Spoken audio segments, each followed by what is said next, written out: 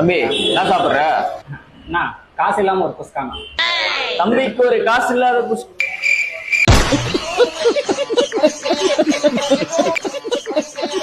இது சாரிண்ணா, ஒரு பீஸோட ஒரு குஸ்காண்ணா. அப்படி தெளிவா சொல்ல பழகுப்பா. தம்பிக்கு ஒரு பீஸோடு.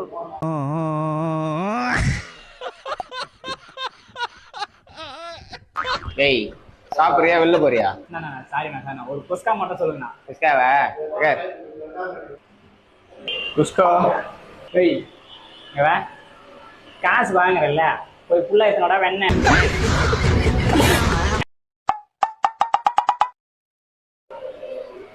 இந்தாப்பா சாப்பிடு.